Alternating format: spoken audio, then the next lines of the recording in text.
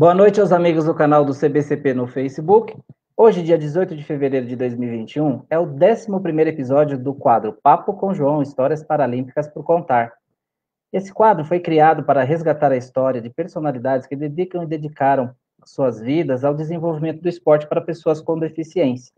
Costumeiramente, temos a participação do Tal, nosso intérprete de Libras, para o envolvimento da comunidade surda que nos acompanha. Durante a entrevista, vocês poderão encaminhar perguntas e felicitações que serão destacadas no vídeo ao longo do andamento do quadro. O Papo com João de hoje abordará um tema que envolve, entre outros assuntos, o basquetebol em cadeira de rodas, a primeira modalidade paraolímpica praticada no Brasil. E quem irá contar seu envolvimento na modalidade será Teófilo Jacir de Faria. Convidamos, então, o presidente do CBCP e idealizador do quadro Papo com João, Histórias Paralímpicas por Contar, para conduzir essa incrível entrevista. João, a tela é sua. Obrigado, Sileno. Obrigado, Tal. Boa noite a todos que nos veem. Ô, Theo, queria dizer para você da minha enorme satisfação de tê-lo aqui nesse Papo com João.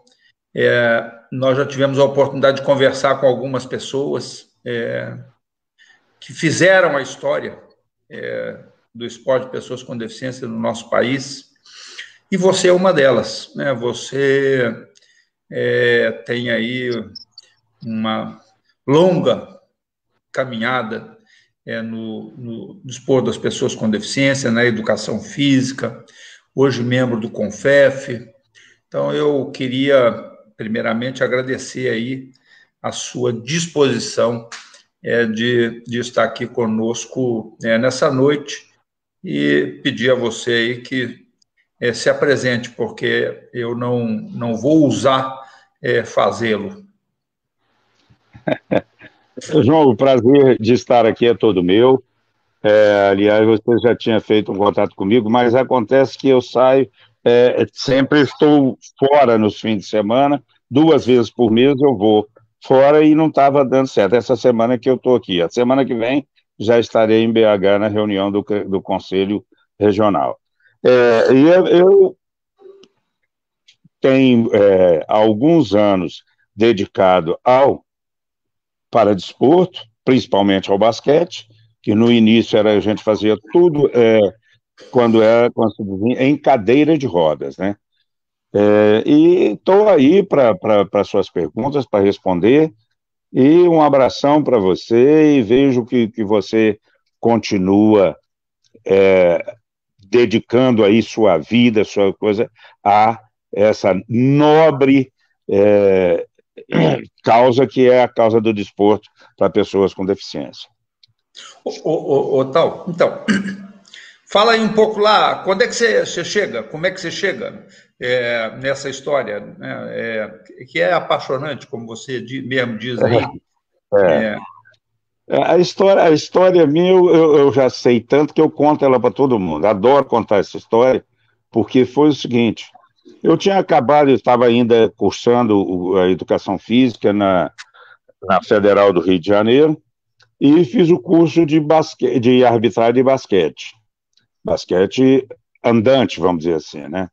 Eu estava na federação, eu mais duas pessoas, estávamos lá na federação, quando o Aldo Mícolis chegou, pediu para conversar com a gente e disse que estava realizando um torneio no Clube do Paraplégico do Rio de Janeiro, de basquete em cadeira de rodas. Eu nunca tinha visto falar nisso, eu não sabia que isso existia. Eu fiquei assim, e gostaria que a gente fosse lá para apitar esse jogo no sábado à tarde, que eram os joguinhos que eles tinham. Eles trabalhavam a semana toda e no sábado à tarde fazia esse torneiozinho. Eles falaram, o que eu tenho para oferecer para vocês é o seguinte, da Praça 15 até na Piedade, vocês pegam um táxi, chega lá, eu pago o táxi. E depois dou o dinheiro de vocês de volta até a Praça 15. Eu morava em Botafogo. Bom, tudo bem, fui para a Praça 15, era Leopoldo. Leopoldo era um venezuelano que também começou a apitar comigo e depois foi embora para a Venezuela. E o outro era um outro rapaz, que me recordo agora, não, que estudava com a gente, tinha feito o curso também. Acho que era Ismael, Emanuel, uma coisa assim. Nós fomos nós três para lá. Chegamos lá, tal. Na hora que eu entrei no clube paraplégico, aquilo, eu vou te dizer a verdade, me chocou. Eles estavam tudo lá de um barzinho do clube paraplégico, bebendo cerveja e fazendo farra e dizendo e jogando, e tudo, vamos dizer, logo coisa, de pole, perninha fina, só de short, só coisa, eu nunca tinha visto. Aquilo me assustou, assim. Aí começaram a me ensinar como é que apitava basquete cadeira de roda. A questão dos 3 toques, questão do toque lateral ou de frente, do toque na cadeira, explicando que a cadeira fazia parte do corpo. Eu fui interessando e gostei. E aí nós fomos lá vários sábados apitar esse torneio. Terminando o torneio, o Aldo nos convidou para ser técnico, então, das equipes deles lá. Mas ficamos um pouco técnico, aí entrou o Clube do Otimismo na jogada, que eram adversários do senhor Robson Sampaio de Almeida, não se dava muito bem com o Aldo. Não dava em termos, né? Que queria ganhar. Aí vamos fazer uns jogos. Aí fizemos os jogos, eu apitava sozinho, Leopoldo era o técnico de um lado, aí o outro, Emanuel, sei lá, parou, não quis ir mais, não gostou, aí ele tinha técnico, tinha coisa, e apitava sozinho, e reclamação danada, e briga, e era difícil. Primeiros jogos de basquete foi entre os dois clubes do Rio e de São Paulo. O Otimismo e o Paraplégico e o Paraplégico de São Paulo. Aí entrou também o Sérgio Delgrande, que fazia o trabalho em São Paulo. Mas a arbitragem mesmo não tinha ninguém. Aí eu passei a ser técnico, fui técnico à época, cheguei a dirigir a seleção brasileira e fomos ainda na Inglaterra uma vez eu como técnico, depois fui na Holanda, na Paralimpíada, na Holanda, como técnico, mas quando chegava aqui no Brasil, falava, como é que realiza jogos sem arbitragem? Então eu era técnico e era árbitro. Aí desisti, falei, não, eu vou ser só árbitro. Aí tinha que decorar, saber a regra direito como é. Peguei aquilo tudo em inglês. Não sabia nada de inglês, mas fui estudando e vendo a prática. Como eu tinha ido como técnico, eu observava. E surgiu também uma colega na realização de um jogo que nós fizemos, ela apareceu como estagiária, foi a Bárbara. Bárbara, eu acho que você se lembra dela, hoje claro. Ela mora na Suécia, na Dinamarca. Dinamarca. Veio coisa, e ela traduzia para mim, era fluente em inglês, e ela me ajudava nisso. E já foi uma vez que a gente viajou com a gente, me ajudou bastante. Grande amiga até hoje, corresponde a uma grande amiga que tem. Até já saiu da Dinamarca e veio aqui na minha cidade me visitar há 2 anos atrás. Certo? Então, esse pessoal é que foi fazendo esse primeiro movimento do basquete em cadeira de rodas.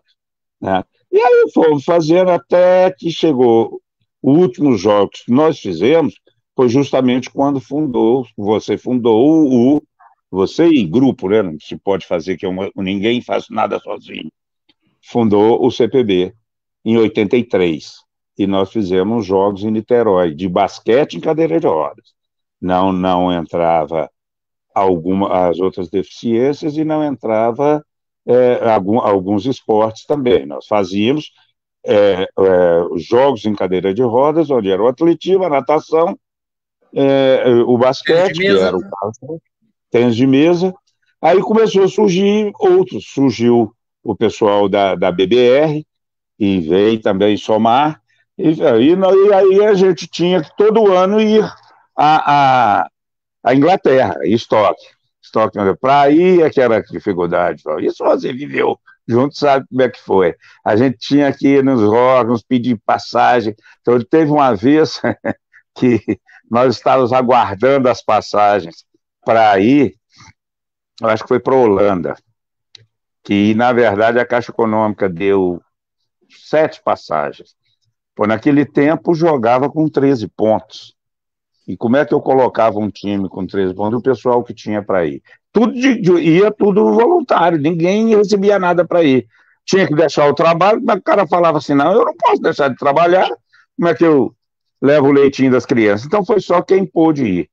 Aí que foi o famoso chamado Sete Condenados, que até hoje o Robertão brinca com isso.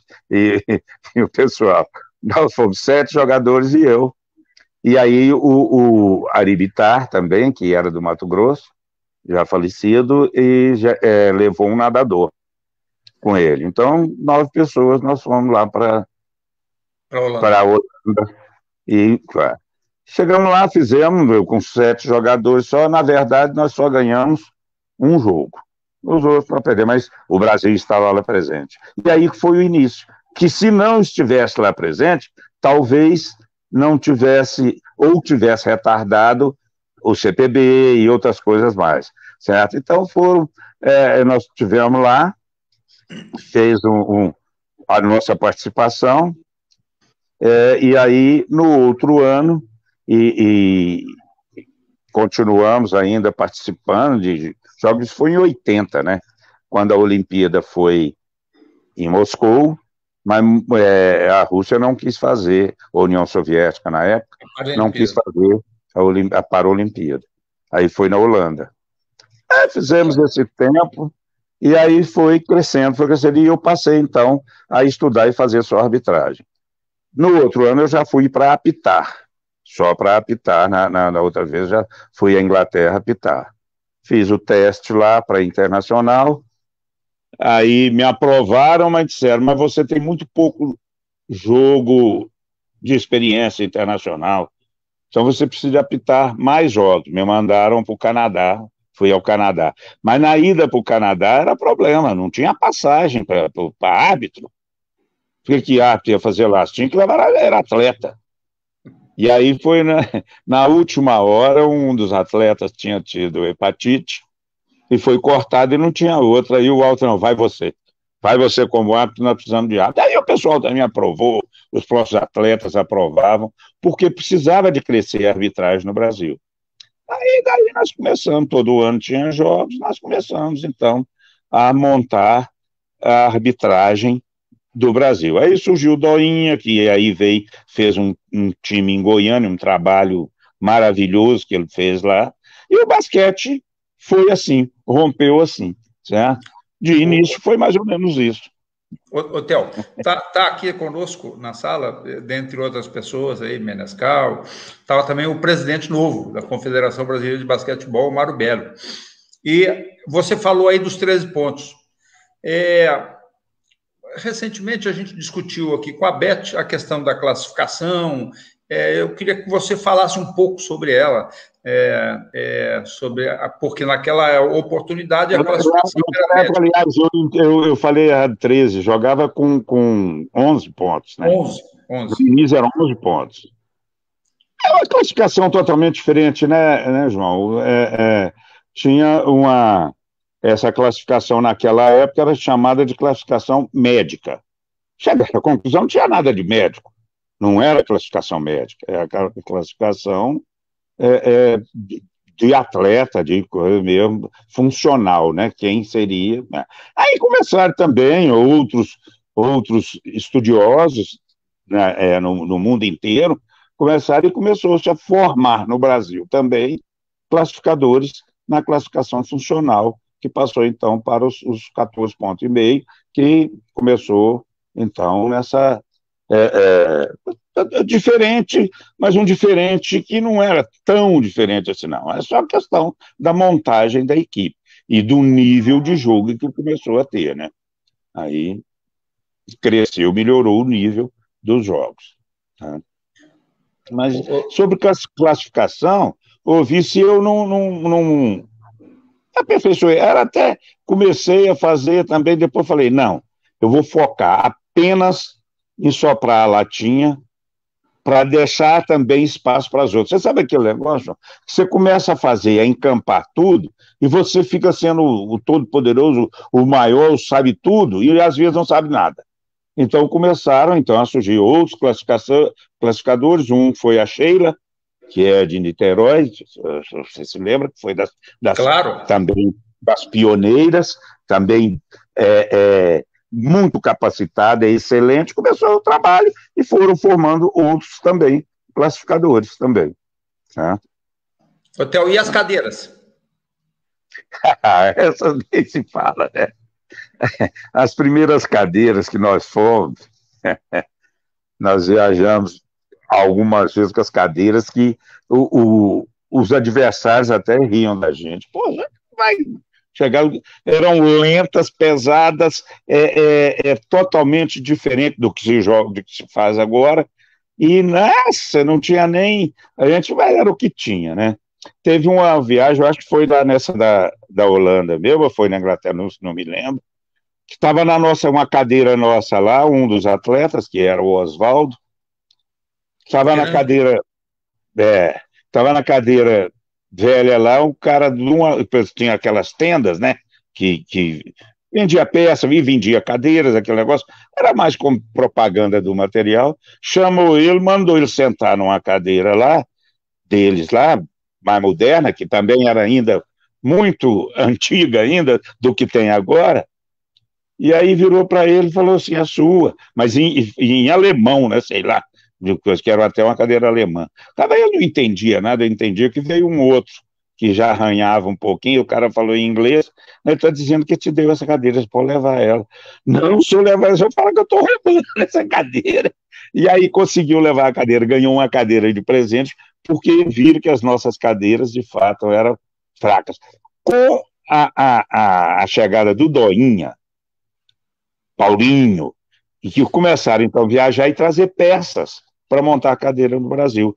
Também foram dos grandes que começaram com melhores cadeiras no Brasil. Hoje tem uma infinidade delas, né? Hoje se faz a cadeira para o atleta personalizada, né? Mas é assim mesmo, a vida é assim, né? Um dia depois do outro, vai melhorando, não tem como. Certo? Então foi, e esses que começaram, eu aí já estava viajando mais, que eu era árbitro, e o Ricardo surgiu também junto comigo. O Ricardo começou a apitar, eu falei, a vez é sua, para internacional é você, porque eu já tenho, não tenho mais. E também aí veio o Rui, e eles continuaram, eu continuei apitando no Brasil, apitei até 2002. Aí deixei de apitar porque eu fui trabalhar no Ministério, e o Ministério é que pagava, que liberava a verba para apitar. E eu achava não, eu não podia receber de verba do Ministério para fazer um trabalho que eu estava por conta do Ministério. Então eu falei, não, eu parei, mas continuei ainda com algumas vezes, apesar da dificuldade da distância que estou no interior, participando de curso, até que agora eles estão, a arbitragem do Brasil, como te digo, não precisa mais de mim, ela é excelente. Né? Como é que não precisa mais da experiência? Claro que Não, precisa. mas não, é porque tem uns caras muito bons, concordo com a experiência, não, e estou à disposição, tá, a qualquer momento de estar junto, participar com vocês e tudo, mas eu comecei a criticar muito as últimas vezes que tive com o pessoal do CTB, porque não dão atenção ao basquete, ou não estavam dando, não sei, para mim não dá. Eu tive num evento que tive com tanto o Alberto, como o Brandão, que na época era o vice-presidente. Falei, pô, aqui vocês só falam de tudo, mas não falam do basquete. Mas eu sei que o esporte coletivo não é só no paradesporto, não. O esporte coletivo é complicado. É mais difícil de ganhar uma medalha e é muito mais caro, né? Você que dirigiu, você é dirigente, você sabe que se levar uma equipe de basquete atrás de um quarto lugar, que é o que nós batalhamos às vezes, é quarto, ou coisa, a medalha mesmo é muito difícil em termos olímpicos, às vezes no Mundial, pode até ser, mas em termos de Olimpíada, você sabe que é muito difícil a gente ganhar uma medalha. Enquanto você leva 4, 5 atletas de atletismo ou de natação e traz 10, 12, 15 medalhas, entende? E o que vale para o patrocinador e para o público é a medalha. Infelizmente é assim. Então, como eu sou vidrado mesmo no basquete, que eu defendo é o basquete, então eu já tive várias vezes discutindo isso com o Alberto e às vezes com o Brandão, que eu tinha muito contato com ele, a gente encontrava sempre, com o negócio de eu estar envolvido com o conselho, com o Confeto, a gente tem às vezes eu encontro muito com o Alberto, e às vezes conversamos, e na época eu estou aqui pertinho de onde ele morava, né, que é Uberlândia, às vezes tinha aqui, já tive participando algumas vezes de algum evento lá, e eu falava com ele, mas a explicação que dava era essa, eles têm que dar satisfação ao patrocinador, ou seja, a Caixa Econômica, ou seja, Banco do Brasil, seja quem for, ou o governo, mas tem que mostrar medalha, esse é o resultado. E você sabe que nós temos essas medalhas nos todos os esportes, mas no basquete é difícil. No basquete a gente tem. É ruim porque é difícil. É outra coisa, a tradição. Eu sempre disse o seguinte, por exemplo, nos Estados Unidos, que é dos CACHEP, tem outros, tem Canadá, tem cá. Às vezes, a maioria são traumáticos, não é pólio, como nós tínhamos algum pólio, hoje não está tendo mais. São traumáticos, que, às vezes, já com uma certa idade, jogaram basquete. Certo? Como nós, por exemplo, no futebol de amputados, nós fazemos um bom trabalho, temos um bom resultado, porque antes de ser amputado, antes de ser criança, já jogavam. Já sabiam jogar futebol. Não era... Desculpa, um craque, mas já sabia. E lá é o seguinte, o americano, nasce com a bola de basquete na mão, começando. Então já aí, quando chega depois e tem o trauma, e vai ficar mais fácil de formar, de ensinar, que eu já tenho uma noção. Aqui não, aqui às vezes nós pegamos algum traumático, alguém que foi amputado, nunca pegou numa bola de basquete. O cara tem que começar do beabá. Então, eu vejo assim, minha opinião, não sei se é. Então, fica difícil para a gente disputar com esse pessoal.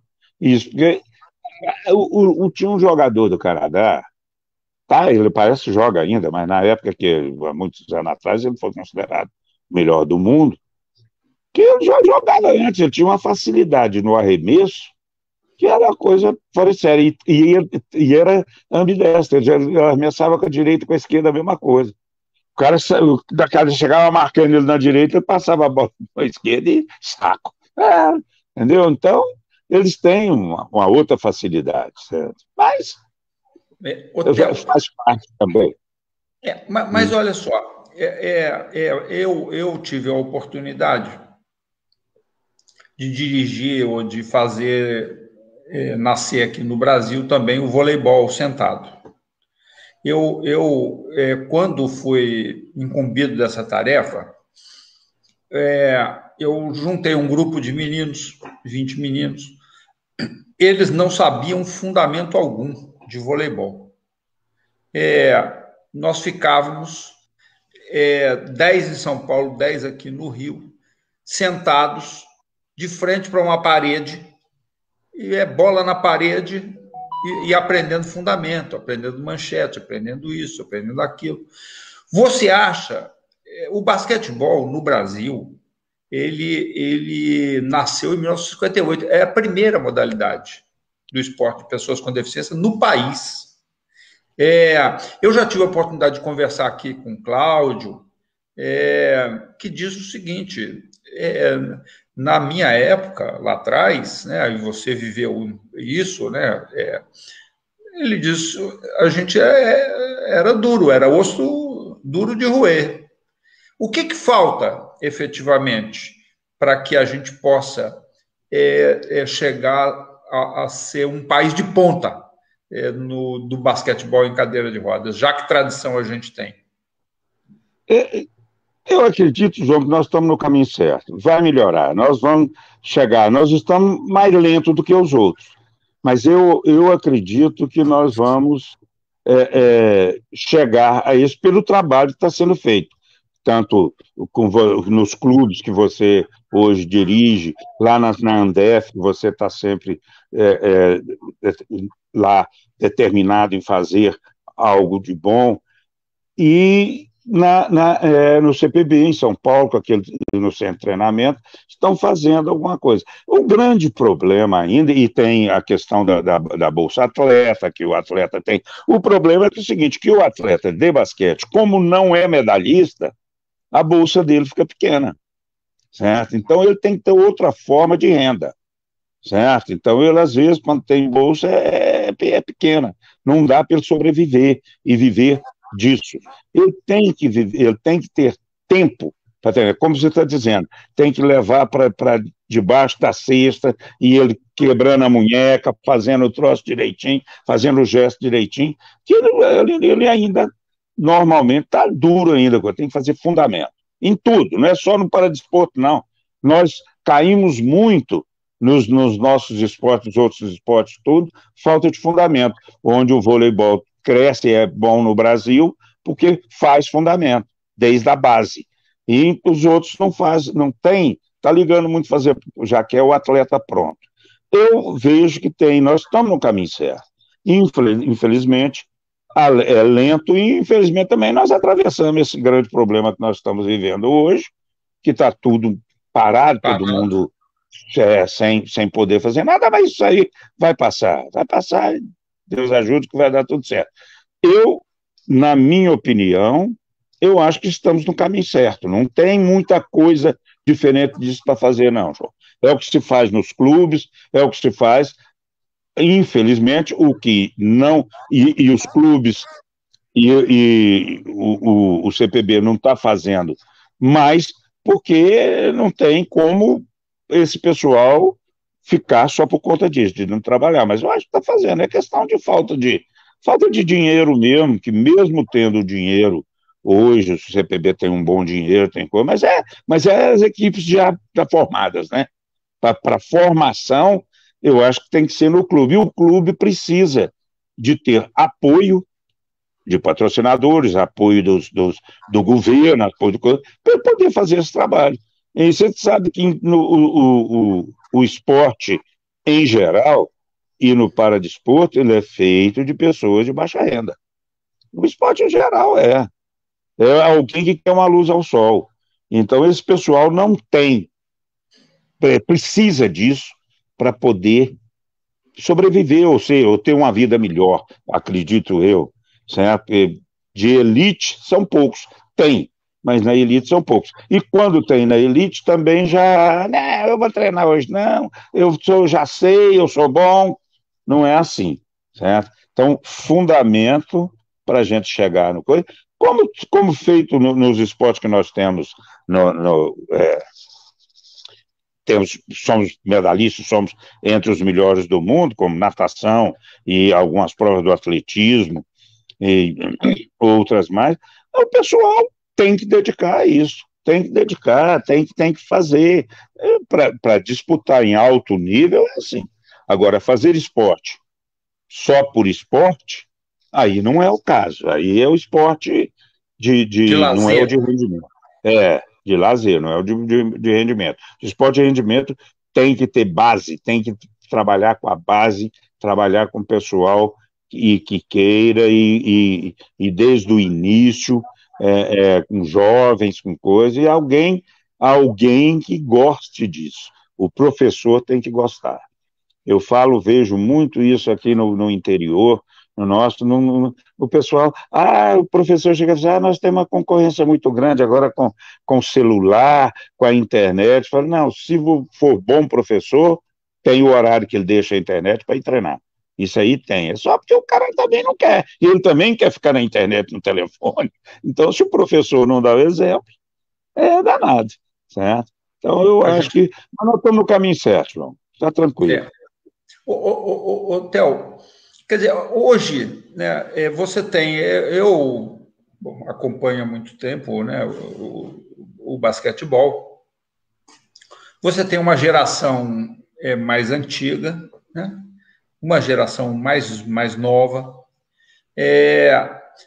mas tem esses problemas todos que você coloca aí, que é o problema do custo, né? O problema da mobilidade, você se deslocar com 12 cadeirantes, mais as cadeiras de basquete, mais, enfim, é sempre um grande problema, a logística para que você faça isso. O que você acha do basquete 3x3? Eu não tenho muito conhecimento, mas eu acho que é uma boa. Se ele agora está disputando, é uma boa, porque a equipe fica menor, fica mais fácil de trabalhar, né?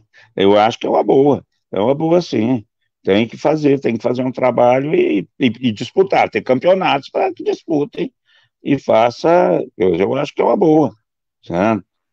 Você acha que você acha que poderia, por exemplo, multiplicar a quantidade de equipes, né? Quer dizer, de uma só equipe de basquetebol, com 12 atletas, você pode fazer 3 equipes de 3x3, deixar claro. um ainda no banco. Tem muito mais facilidade. Eu estava vendo, você falou sobre o pessoal mais velho e mais novo. Em 2016, eu estava no Rio, na Paralimpíada, nós encontramos lá. Nós estivemos lá, né? Você lembra que estava lá como voluntário. E estava no basquete. Fui ver, acompanhar os treinos das equipes brasileiras. Todos os atletas eram meus conhecidos de 15 anos que eu estava fora, que eu não estava apitando. Então, ainda você vê que tinha atletas de 15 anos que estavam, mais de 15 anos que estavam em evidência, que estavam fazendo parte da seleção brasileira. Então, essa renovação precisa acontecer. Agora, não adianta você renovar se for para piorar. Renovar com pessoa melhor do que o outro. Então, o time que estava lá, de fato, era o melhor que tinha, certo? Mas tudo pessoal já de uma certa idade, né? Eu vi aqui nas mensagens que teve aqui também, João, falar. O meu filho hoje mora nos Estados Unidos e ele colocou uma mensagem aí, Tunga Faria. Ele colocou que lá tem muito militar que é traumático nos Estados Unidos. E esses militares participam muito dos eventos. Então é isso, o cara quando chega, depois, ele já jogou basquete. Então, se ele vai para a cadeira de roda, é questão de reabilitação. No instantinho, ele está jogando bem, certo? É questão de mudar a força de braço que ele vai colocar na bola.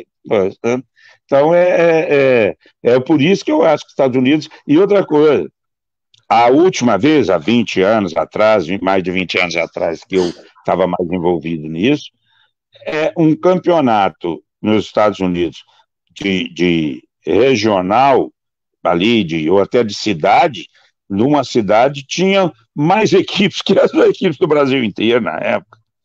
Então, quando você tem quantidade, você consegue a qualidade, né? Você faz isso aí, né, coisa. Então, e não é que lá tem, aqui tem menos pessoas com deficiência, não.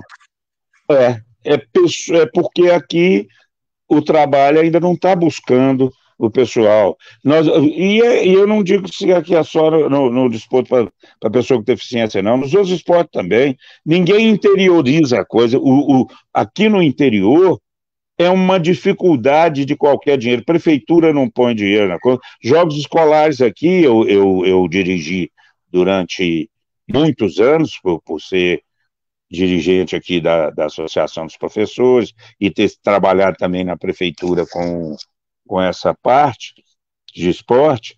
Eu dirigi muito tempo, mas para conseguir um dinheirinho, para você fazer uns jogos escolares, é coisa difícil. E onde desponta muita gente. Só que quando chega nos 13, 14 anos, aí para. Aí não vai para frente, porque não vai. É um país muito grande, dificulta muita coisa. Mas, mesmo assim, não interiorizam o esporte. Eu acho que também, para pessoa com deficiência, tem muita gente aqui na minha região, que poderia fazer, pode fazer, e pode chegar a ser um craque, mas fica quieto dentro de casa porque não tem esse apoio de dinheiro do governo, certo? Eu O teria... esporte está no final da fila, né, Théo? É. E o Aí, CONFEF? O CONFEF nessa história toda?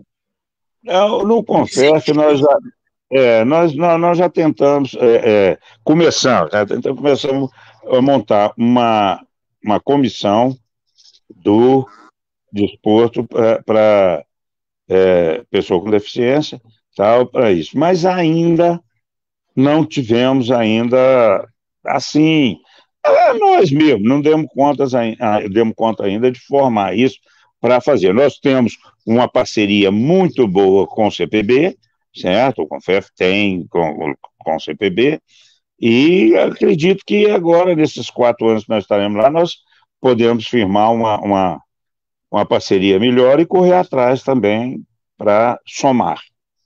Né? Porque eu acho que é importante, né, Theo? Você também, quer dizer, a gente estava falando muito do lado do atleta, né? Sem o atleta não há o esporte. Mas também sem o técnico, sem o professor de educação física, né, preparado, com condições, né, de saber aquilo que ele está fazendo, eu acho que também as coisas ficam um pouco mais difíceis, né? Então, eu tenho, assim, que saúdo essa parceria, né, do CONFEF com o CPB, né?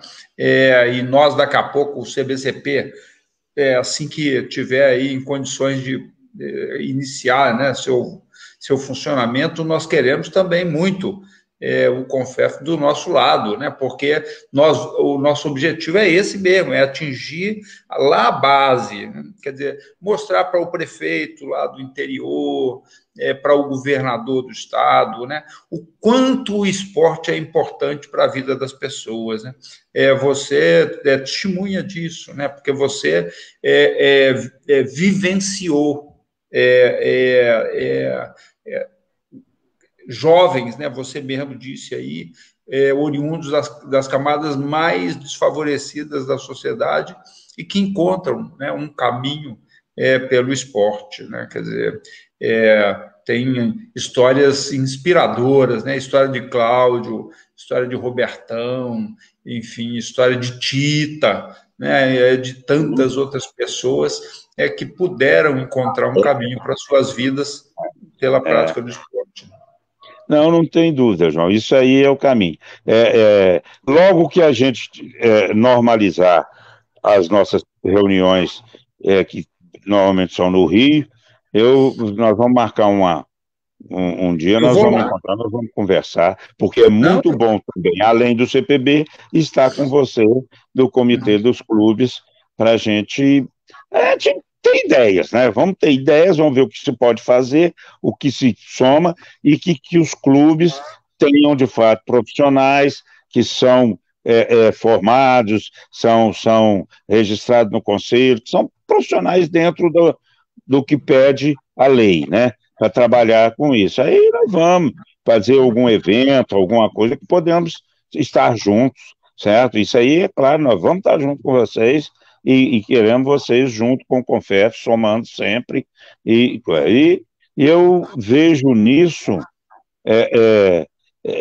eu ainda quero viver muito tempo para ver sucesso do desporto para pessoa com deficiência maior ainda, e principalmente o basquete.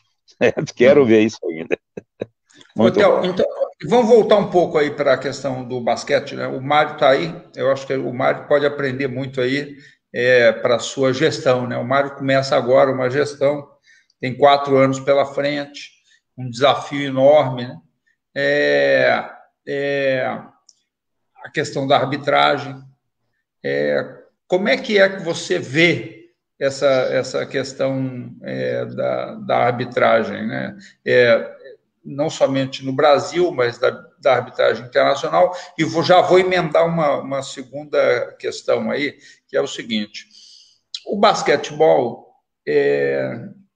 não sei se é do seu conhecimento, mas provavelmente sim, o basquetebol está compelido pelo Comitê Paralímpico Internacional a mudar suas regras de classificação, sob pena de deixarem ou serem excluídos do programa do desporto paralímpico, né?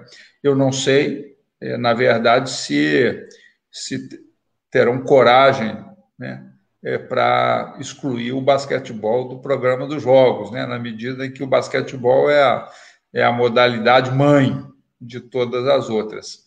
Mas você tem acompanhado essa discussão? Como é que você enxerga isso? Não. Não tenho visto nada sobre isso, não, mas eu não sei que mudar é o que na classificação, para deixar, não sei, eu não tenho nem ideia, não vi nada disso, não gostaria até de receber alguma coisa sobre isso, para me dar uma olhada para isso, sabe? Eu não vejo, não sei mais o que poderiam mudar.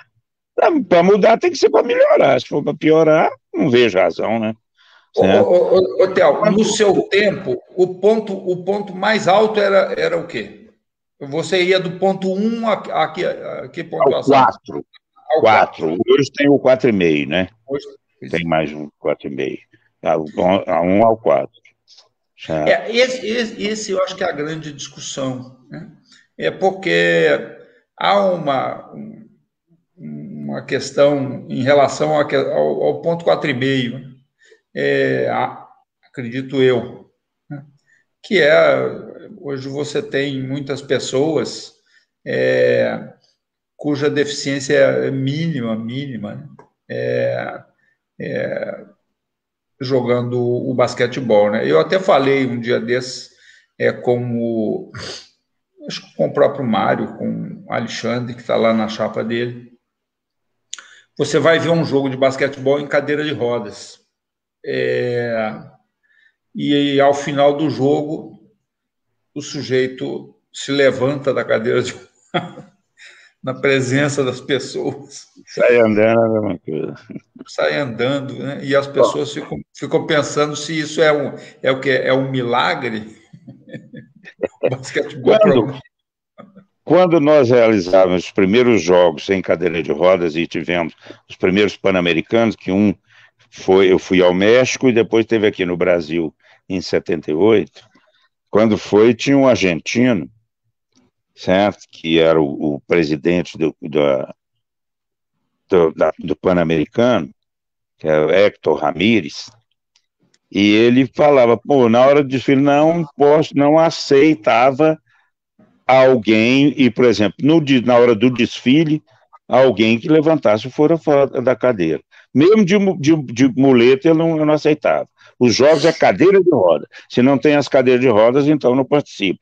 Eu, no meu um pouquinho de ser um pouco antigo, também acho que não. Eu tenho visto muito isso, não gostei. É o que é o chamado unha encravada, né? É o que o pessoal agora o encravada também. Eu tenho encravada, eu posso jogar na cadeira de roda. Então é meio complicado isso mesmo, sabe? Porque, na verdade, aconteceu até aí agora na época da Olimpíada, que uma pessoa com deficiência foi conduzir a tocha, certo? E começou na cadeira, depois saiu, levantou e saiu normal. O pessoal, é mentira, esse cara não tem nada de coisa, estava fingindo. Mas ele tinha deficiência que para ele jogar, porque o princípio que eu falava no último tempo, que eu ainda estava no coisa, é o seguinte, quando mudaram e podia uma pessoa, desde que ele tenha qualquer problema no aparelho de locomoção que o impeça de jogar o basquete na quadra em pé, ele pode jogar na cadeira de rodas. Então, isso ficou meio assim. Eu não sei se isso é o melhor, não, sabe? Aí eu, como estou há muito tempo, não estou vivenciando tanto, mas eu concordo com o pessoal que não é uma coisa bacana. O bacana é o cara que joga lá com muita deficiência, o outro com deficiência, o outro que tem de fato uma situação que faça que ele use a cadeira de rodas para jogar basquete. Então, Eu acho que vejo assim. Agora, quanto à outra colocação que você disse sobre a nova gestão da confederação,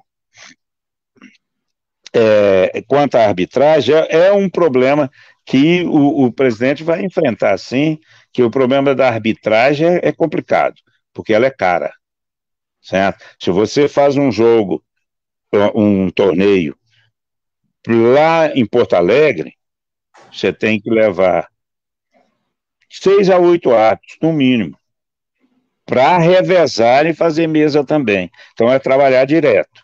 E aí, então, é passagem, é hospedagem, porque não é mais, o árbitro não fica mais em alojamento como eu já fiquei. Ele não pode ficar, certo? Eu uma vez fiquei no mesmo alojamento com a equipe, teve problema na arbitragem de reclamação, tipo, dar uma falta técnica a alguém, ameaçaram que iam me bater no alojamento. Entendeu? Tudo isso era complicado. Daquele tempo era. Hoje, não. Hoje tem que ficar fora, longe. Então, a arbitragem se torna cara. Então, tem que estar preparado para isso, para ter uma boa arbitragem. Tem vários aí que eu estou vendo. Tem mesmo pessoal da mais antigo, uma coisa. São excelentes árbitros. Eles estão fazendo cursos. Normalmente, em São Paulo mesmo, eu tive lá um dia, estava dando um curso lá, o Rui e o Elias, um curso para coisa, estão sempre formando bons hábitos, novos hábitos, mas é isso, o cara tem que ganhar, tem que receber, não dá para ser voluntário, certo? Então, em arbitragem não dá, até porque é o lugar onde o cara é xingado, é isso, é aquilo, então ele tem que receber. Certo? Igual a carta de PH, o levante nosso lá para receber, entendeu? Então, eu vejo assim, o presidente tem que saber que para ter bons torneios tem que ter boa arbitragem. Então, o filho está dizendo aí, ó, é caro para pagar, mas é barato para receber. É verdade. Ele viveu isso na pele, né, contigo. Andou em muito lugar comigo, ele andou em muitos lugares, em muitos jogos comigo, certo? Que a gente ia, certo? Mas é muito... Eu me lembro, nós falávamos aqui ainda há pouco, antes de entrar no ar, dos Jogos Paradesportivos, que vocês foram apitar, e tinha aí a carta, né, de Belo Horizonte. E antes dos Jogos havia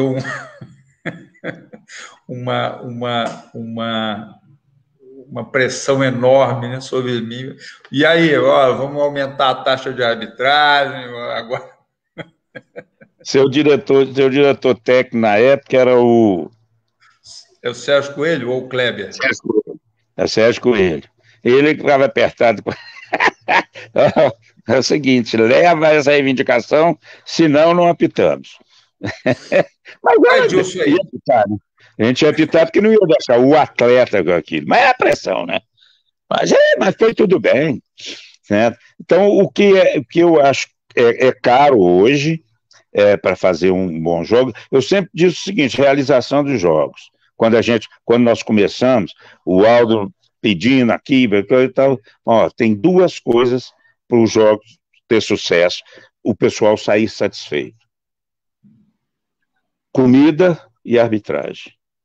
Se o cara vem sempre e não tem comida do jeito que ele gosta, comida boa, farta, comida de jogos nunca é excelente, não é igual a um restaurante, mas comida farta, que dá para o cara ficar satisfeito. E boa arbitragem, ninguém sai reclamando nada.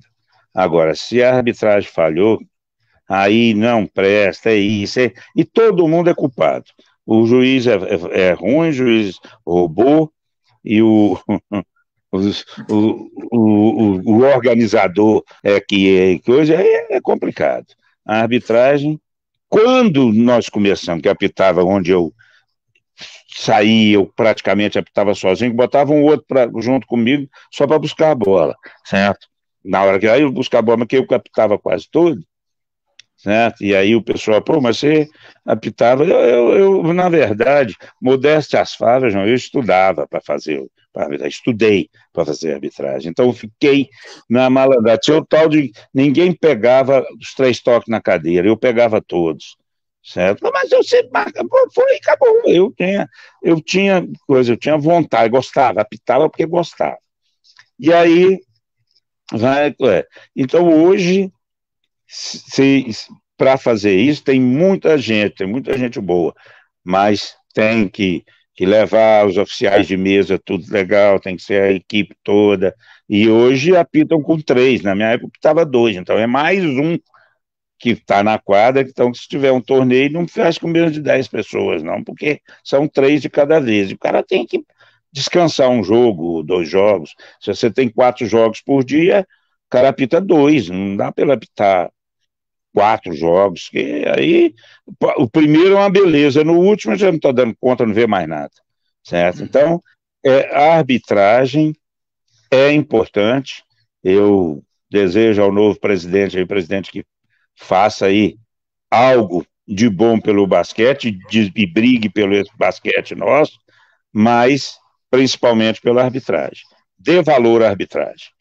Ô, Theo, você sabe, eu passei um tempo na CBV, na Confederação Brasileira de Voleibol, lá com o doutor Ari Graça, que hoje está na Internacional, né, presidente do... E lá havia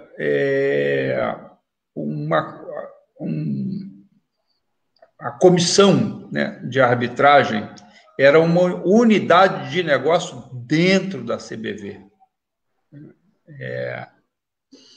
Então, a CBV, no seu orçamento integral, ela determinava um pedaço do seu orçamento, depois de um planejamento, para que a comissão de arbitragem pudesse fazer a gestão dos recursos. Você acha que isso é uma possibilidade? Eu acredito. Eu acho que é modernização, tem que modernizar. Eu concordo, acho que seria uma boa, certo? Você ter dentro do seu orçamento, bom, isso aqui é para nós fazermos arbitragem, é X, é tanto, e fazer de maneira que vale a pena o árbitro deixar um fim de semana, alguma coisa, deixar sua família, deixar coisa, para ganhar alguma coisa e fazer uma coisa que gosta, que está satisfeito de fazer. Porque contrariado, ninguém faz nada bem feito, não, certo? Eu vejo assim, eu acho que sim, tem que correr atrás disso. Arranjou o patrocinador por coisa, então tanto é para arbitragem. O que na minha época não se fazia isso. Quando tinha um ou outro patrocinador, tinha para tudo. Para arbitragem não falavam nada.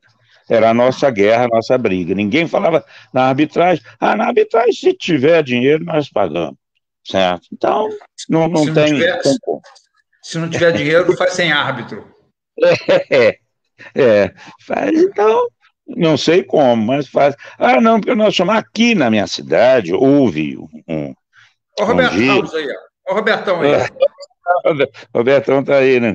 Abração, Robertão. Que tá lá isso? Em Portugal. Ele vai ser o presidente da Federação Portuguesa de Basquetebol em Cadeira de Rodas. Beleza, e tem capacidade, ele é bom nisso. Ele é bom. Sofremos muita coisa juntos, mas também tivemos muitas alegrias juntos. Certo? Muito bom. Certo? Então, eu vejo que o caminho que tem, eu acho que é esse mesmo, de valorizar quem realiza os jogos. Quem realiza os jogos, na verdade, eu estava falando que aqui, por exemplo, um dia eles foram fazer uns jogos aqui de demonstração, veio uma equipe de Uberlândia para fazer um joguinho aqui de basquete cadeira de roda. Aí, minha amiga e tal me chamaram para apitar o jogo. Falei, a minha taxa é a mesma taxa que eu apito fora. Não, então nós colocamos qualquer um. Pegou qualquer um, professor, e fez. Ou mais barato ou de graça. Depois eu falei, olha, vocês é que estão desvalorizando. Entendeu? Então, o grande problema que eu acho até do profissional de educação física é essa concorrência de valores, de dinheiro. O cara chegar, se você for levar para o seu clube, me chamar lá para trabalhar lá por alguma coisa, o técnico, o coordenador, meu preço é X. Aí você foi no outro, chega no Robertão, fala, Roberto, você vai para você coordenar, ele cobra metade. Esse aqui é o problema, pô. Então tem que ter uma valorização. Você tem que valorizar você. Você, que coisa. Então, muita coisa. Aqui na minha cidade, eu não fiz um trabalho, tem até uma equipezinha, tem disputado, terceira, quarta divisão, eu acho que foi para terceira agora, até razoável. Aí, quando falaram para mim, mas é para mim ser voluntário. Então, o que que eles fazem? Eles pegam um voluntário estudante da escola de educação física que o cara fica. Aí, quando o cara forma, não paga, ele sai.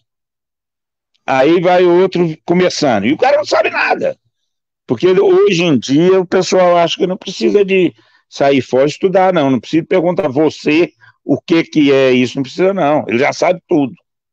Esse é o grande problema. É onde eu digo que eu fiz e até hoje. Quando eu tenho dúvida, eu procuro quem sabe para me ensinar. E na época que eu fiz isso, é onde eu estava colocando, pô, precisei de aprender, eu não sabia inglês, peguei com a Bárbara e ela destrinchava, traduzia para mim e me cobrava e tal, e eu foi onde eu aprendi a apitar. E fui um árbitro razoável dentro do Brasil, fui mesmo, certo? E formei outros. O que eu tenho mais orgulho é que eu formei outros árbitros. Por causa da seriedade. O Silvio está dizendo aí que você era bravo. O Silvio. Sim, sei. Isso foi atleta. Não, eu quando tinha que punir, que tinha que dar a famosa falta técnica, eu dava mesmo, e mandava sair mesmo. Eu mandava sair, isso. Mandava para fora da quadra e tudo, eu era mesmo, sabe? Então, mas é o tal negócio. Se você não impor respeito, não adianta, que também não dá conta de apitar, não. A arbitragem você tem que impor respeito. E eu podia impor, João, pelo conhecimento que eu estudava. Eu nunca saía, minha esposa ainda brincava comigo. Toda vez que eu ia sair para um jogo, eu pegava a regra, dava uma olhadinha nos pontos que eu tinha alguma dúvida se isso acontecesse. Todo jogo eu estudava para fazer o jogo. Entendeu? Então, e após o jogo, quando nós tínhamos a equipe que nós formamos de Ricardo, o Pedro, o Elias, o Rui, mais dois meninos de Goiânia, fugiu agora o nome, nós, acabou os jogos, nós sentávamos e discutíamos o que houve nos jogos. Qual foi o erro, e cada um se defendia. Não, aquela bola eu tenho certeza que eu acertei, o outro não. Você errava, você errou por causa disso, você não devia. Nós nos corrigíamos. Então, nenhum de nós era mais do que ninguém, sabia mais do que o outro, não. E todos me respeitavam por ser o diretor de arbitragem, de coisa, todos me respeitavam, mas me cobravam também, falavam às vezes que eu tinha errado ou não. O Ricardo, por exemplo, era crítico, era com o Rui, eram também, e me cobravam e falavam, e às vezes o Doinha, que na época era o presidente, vinha também cobrar e falava coisa, a gente tinha um diálogo e que cada vez aprendia mais. Então é isso que eu acho que era boa arbitragem. Eu acho que quem vai fazer, quem está fazendo arbitragem, se tem o diretor de arbitragem, tem que fazer esse tipo de coisa. Numa boa, ser todos, ninguém querendo prejudicar ninguém, mas querendo melhorar, ninguém está ensinando ninguém, mas às vezes você de fora vê melhor uma coisa do que o outro que está lá dentro no calor da partida. Então você vai, e aí o pessoal começa, chega na outra partida, você já corrige aquilo, e aí vai. Nós tínhamos, na época, e eu tenho até hoje, que ele sempre entra em contato comigo, uma excelente arbitragem. Nós tínhamos os casos de coisa, de pessoal reclamar, que ninguém gosta de perder, né? Se você perder por 2 pontos, 1 ponto, um jogo... O árbitro é o culpado, o árbitro é culpado, mas tinha, aí mas tudo bem, eu acho que eu fazia bem o que eu me comprometi a fazer. Né? Theo, o Robertão está aí dizendo o seguinte, ó, que você era um dos 7 condenados. Então, na verdade, você colocou aí ainda há pouco que a delegação tinha 9. Aribitário e um nadador, lá do Mato Grosso, sobrou 7. Se você era um dos 7 condenados, você era o técnico, só tinha 6 jogadores? Não, eram 7 jogadores e eles chamavam 7, eu não era condenado, não. Eu não me colocavam como condenado, não, condenado, não. Mas eu fazia parte, né? Nós completamos os 10, com os 2, completamos os 10. Tanto é que na hora de bater uma bola, fazer um treininho, qualquer coisa, tanto o Ari como eu sentava na cadeira para, pelo menos, marcar, atrapalhar, eu não dava conta de jeito nenhum, né? Encarar Robertão, não tinha jeito, né?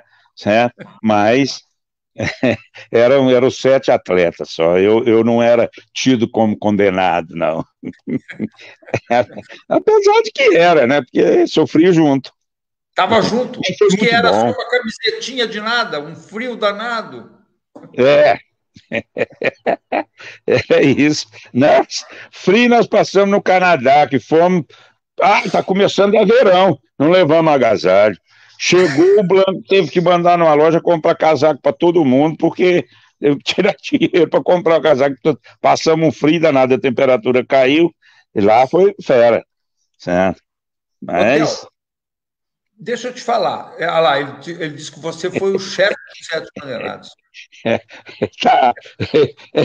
Eu era chefe, mas não era condenado, não. Tinham 7 condenados e eu era o mais condenado, né? Porque quem sofria mais era eu.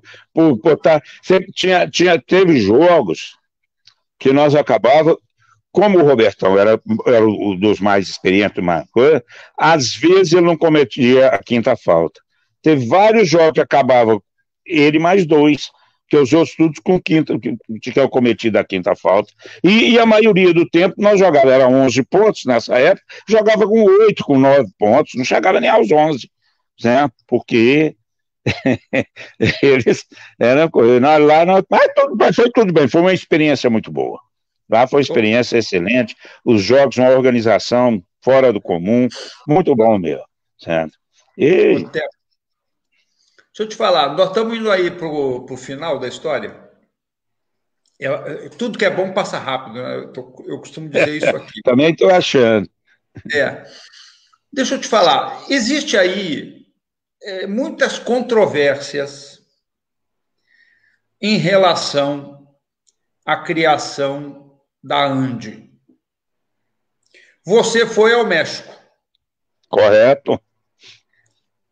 A ANDE foi criada no avião, não foi criada no avião, foi criada antes, foi criada depois. Como é que é a história? Todo mundo já sabe o seguinte, que chegou 2 delegações, e aí se juntou lá todo mundo e tal para fazer uma só delegação. Na volta, há conversas de que no avião criou-se a ANDE. Outros dizem, não, o Robson já tinha... muito antes o escudo, essa coisa toda, já tinha na cabeça e tal. E outros, não, e foi depois, não sei o quê. Como é que foi a história? Você que é um personagem... Na verdade, o Robson já tinha na cabeça. Tanto é que o escudo, ele que fez e tudo. Mas foi criada e composta a diretoria no avião, na volta para cá. Quando chegaram lá as 2 delegações, houve um certo desconforto, mas depois tudo bem, entraram em um acordo, e aí o pessoal de São Paulo foi também, ao regressar, quem estava comandando não interessou, que era um professor também, e foi aí o Sérgio Delgrande, que começou, que veio, e também não tinha, assim, era adversário em São Paulo, como sempre teve, mas foi criada no avião. O Robson era o presidente quando foi criado, certo? Mais o Blanco e o Aldo. Então, os 3 começaram, então, a comandar a ANDE, e os clubes que chamaram os clubes para filiar e tudo, e aí surgiu os adversários desses três, que era o pessoal da BBR, certo? Que começaram. Então, adversário inteiro, não era para atrapalhar, era para somar querendo também dirigir. E aí foi com onde... Celso Lima... Celso Lima, o Zé Carlos, certo? É o pessoal, e aí, mas era do blá blá blá só, de conversar, tudo querendo somar. E aí foi quando realizaram os primeiros jogos em cadeira de rodas e trouxemos do México, foi em 75, para fazer em 77 os jogos no Brasil. Trouxe a bandeira dos jogos para fazer, sem ter conversado com o governo, sem ter nada, certo? Vamos fazer. E aí foi fazendo, e quando em 77 não foi possível fazer, fizemos em 78, que foi o famoso Jogos do Museu do Índio, né? Hotel, eu lendo, eu não conheci pessoalmente Robson. De todas essas personagens, o único que eu não conheci pessoalmente foi Robson. Li muito sobre Robson. Tudo aquilo que eu encontrei, né, de literatura escrita sobre o Robson. Eu li que o Robson levou para o México uma carta do ministro da Educação se comprometendo em fazer no Brasil os Pan-Americanos. Eu não duvido disso, eu não tive coisa, até porque o Robson que me levou no México, como árbitro, certo? Eu não tinha, você vai para lá para aprender arbitragem. Eu não apitei lá, eu era um auxiliar que ele falou, você vai aprender a apitar basquete. Foi onde eu comecei a aprender. Ele que pagou a passagem. Não sei de onde, foi o clube do otimismo, coisa. Ele não media muitas coisas também, não. Tanto é que eu fali dele e o clube do otimismo. Eu não tenho essa informação concreta, mas não duvido que tenha sido, não. Que ele era muito influente e muito, muito bom de ir atrás desse pessoal. Bom de conversa e ir atrás desse pessoal. Como eu lia na cadeira de rodas, naquela época era o coitadinho, que hoje não é mais, graças a Deus. Mas todo mundo interpretava que quem está na cadeira de rodas é o coitadinho. Ele chegava e se aproximava disso, certo? E tinha junto com ele o Aldo, que também se movimentava com o jeito dele de ser, de clã, fazia. Eu não duvido que ele tenha levado isso, não. Só que quando viemos, não teve apoio nenhum. E aí já era o coordenador dos jogos em 78, eram os três, aliás, já não era mais o Robson. Era a junta governativa. Teve uma eleição e ele perdeu, e aí entrou o Celso Lima. Robson, Aldo, Celso Lima e Blanco. Foi quando fizemos o Pan-Americano. Eu tinha vindo para Patos e voltei fui convidado para trabalhar na faculdade lá, voltei para o Rio. E aí fui visitar, inclusive o Blanco, e me convidou então para ser o coordenador técnico dos jogos. Aí que vai passar perrengue desse tanto. Não tinha nada, não tinha dinheiro, não tinha nada. Certo?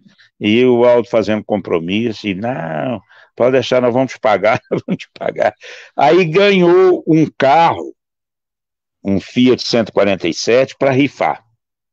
E rifou esse carro, e na época era difícil fazer rifa de coisa, já o Ministério da Fazenda não permitia, fez essa rifa como se fosse um ingresso, sei lá, sei que fez essa rifa, e mais de 10 mil ingressos, sei lá quantos mil talões, e não conseguimos vender. E o carro foi sorteado, saiu para antes.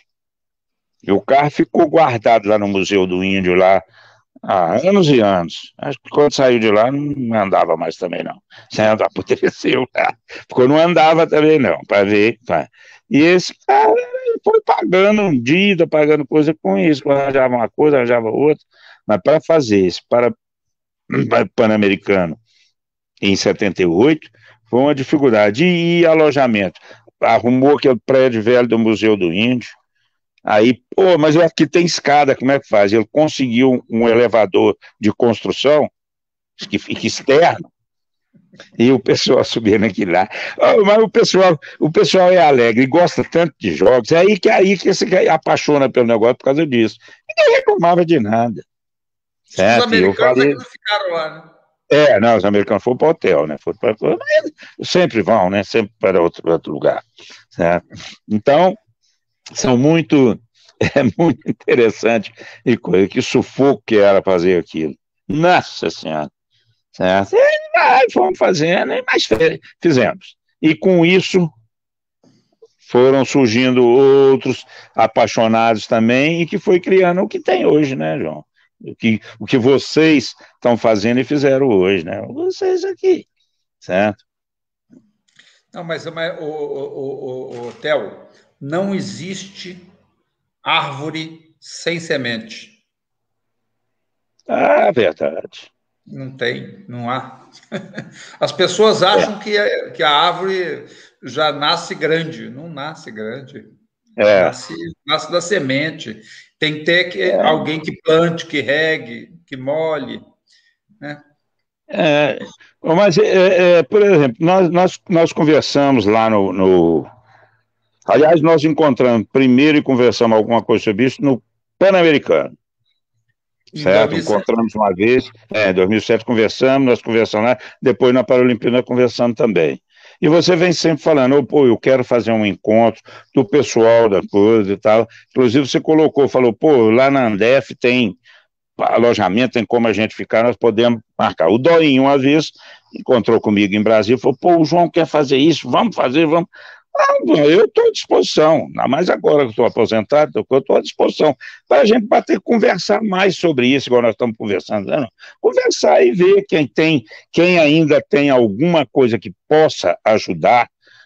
Ajuda é igual você está falando, você contando às vezes uma história, contando uma coisa, é uma ajuda, e a experiência falando, e a gente vai, eu acho que esse é que é a coisa do desporto para pessoa com deficiência, sabe? Eu acho que sempre unidos aí em prol de defender e batalhar alguma coisa, certo? Tá certo, Eu Theo. estou sempre à sua disposição. Uma hora dessa a gente faz o encontro da velha guarda. Tá certo. Legal. Vamos sim. Trazer papel, papo, conversa. Nós estamos chegando aqui ao final da nossa conversa. É aquilo que eu sempre digo, passa muito rapidamente. Eu queria, Theo, te agradecer, não somente pela conversa de hoje, mas por tudo aquilo que você fez, né? Eu vi a teu filho aí, o Tunguinha, né? Você é um Tungão. Alguém já disse aí, que bom que você convidou o Tunga para contar a história aí. Esse é apelido de família, apelido desde criança. Tunga, aqui todo mundo me conhece por Tunga. Certo? Aí é Theo. Então, o Tunguinha já passou por aqui, muito orgulhoso de você, do pai que você sempre foi, da pessoa que você é. E eu queria, Theo, te agradecer imensamente ter aceitado o convite para participar dessa conversa. E desejo que você tenha muito sucesso na Confef, que a gente possa juntos cada vez mais estimular profissionais de educação física a fazerem da profissão o fomento do esporte das pessoas com deficiência, como você fez lá atrás, quando a gente não tinha absolutamente quase nada. Obrigado, amigo. Obrigado a você, obrigado a todos, João, obrigado a todos que se manifestaram aí, e obrigado a você por esse convite, e eu coloco à disposição para tudo em relação com você e em relação ao desporto para pessoa com deficiência. Estou sempre à disposição. Muito obrigado a todos. Obrigado. Um abraço para todos. Um abraço, então, para todos. Muito obrigado.